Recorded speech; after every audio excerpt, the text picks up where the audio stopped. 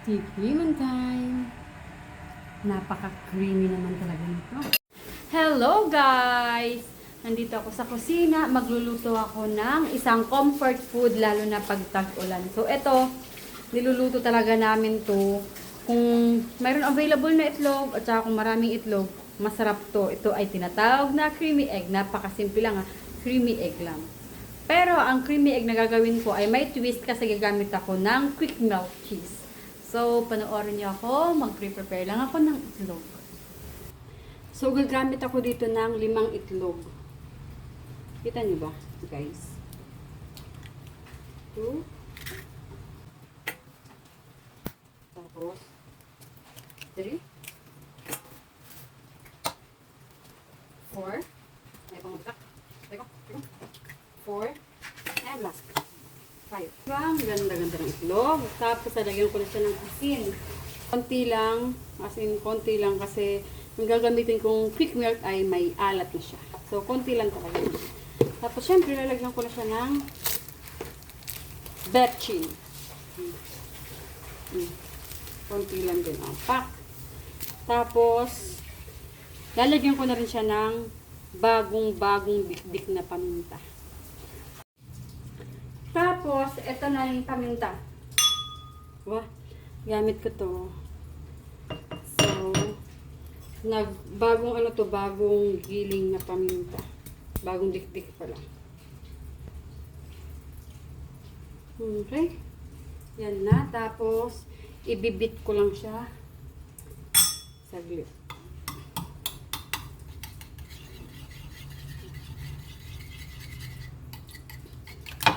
So guys, ngayon mag-iinit lang ako ng oil sa kawali. Regular na kawali lang yung gamit ko, hindi non-stick. Okay? Medyo madami-daming oil yung gagamitin ko. Tapos regular din lang na sandok ang gagamitin ko. May trusty sandok. Siyempre yung sekreto na malupit, isi-swirl mo yung kawali para lahat ng parte, halos lahat ng parte malagyan ng oil. Para hindi dumikit yung itlog. O, diba? Pak. Tapos may sekreto yan pagluto ng creamy egg. Gamitin ko na cheese ay walang iba kundi ang quick melt ng Magnolia. Diba? Ito pala siya. So, yun. Hindi lang naman siya, guys. Wala naman ko nitong trusty ingredient. Ready lang sa malapit kasi mabilisan lang to, mabilis lang tong maluto. Hindi pwede yung maano siya, ma-overcook. Creamy egg kasi. So yan, mainit na. So pwede mo nang patayin yung apoy.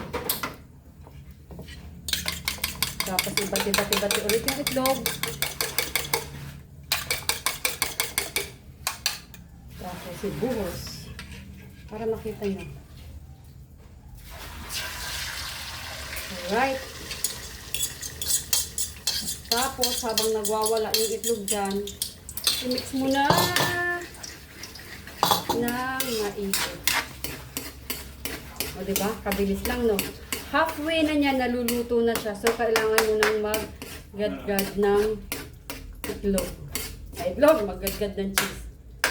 So, yan na. Okay. So, i-gadgad mo na ngayon yung cheese. Nakapatay pa yung apoy niyan kasi kailangan nakapatay kasi nadudulok siya. You know what's dulok? Dulok is masusunog. So, kailangan mo ngayon bilisan ang paggadgad ng cheese. Uy, sumasama yung plastic. Ba't ayaw mo makisama plastic? Ayaw niya. Gusto niya sumama yung plastic. Okay. So, ayun. Ayun lang yung cheese. O, diba? Ayan. Cheesy na siya niyan. Tapos, imimix ko lang kasi ano na siya, namumuo na siya. Okay? So, ganyan lang kabilis luto ng creamy egg. Tapos pag medyo nag-cool down na yung itlog, Hindi na dumidikit sa kawali. Diba? Nakikita nyo naman, hindi na siya dumidikit. Pwede ka na ulit magdagdag ng cheese. Kung gusto mo pa magdagdag ng cheese, pwede pa. Okay? Okay, but, yan malinit. Pagkatapos niyan, i-mix mo, ready mo na yung lalagyan mo kasi mabilis lang yung pag-aapoy nito, pagpapaapoy. Okay? This is it. This is it, pansit. Magiging creamy egg na yan. Okay? Tayin mo lang. Nakikita nyo naman pag naluluto na yung sa side. Ibig sabihin, mainit yung kawali. I-mix nyo na ulit para hindi siya mamuumuo.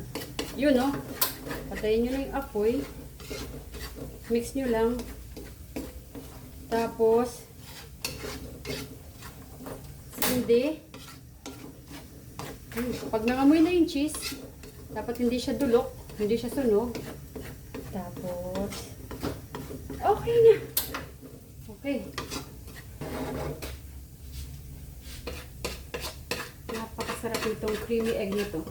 Cheesy, creamy egg. Okay? Kita nyo pa yung kawali. Wala. Ganun talaga. Yan na siya. Ang aking style na creamy egg. Guys, ito yung cheesy creamy egg. O, diba? Gamit yung thick milk. Tapos ko nalutuin yung creamy egg. So, ito naman. Ang ikapapartner ko sa egg na yun is yung luncheon meat ng Pure Foods. Yung chili pepper. So, piprituin lang naman ito. Ganun lang kasimple. Malapit ko siya maluto. O, diba? Pure Foods luncheon meat. Chili pepper. Tikman time. Napaka-creamy naman talaga nito.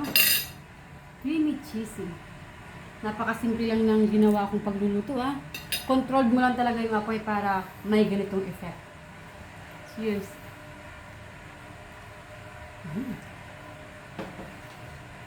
Sarap. Halo ko lang yung apoy. Tapos luto-luto. Tapos ihalo-halo nyo lang para ganito yung effect ng inyong creamy egg na cheesy din. So, nakain na ako. Siyempre, di ko makakalimutan yung kapartner dito, yung luncheon meat ng Pure Foods, yung chili pepper na luncheon meat nila. So, manganta na. Bye-bye! Ha, init. Mmm.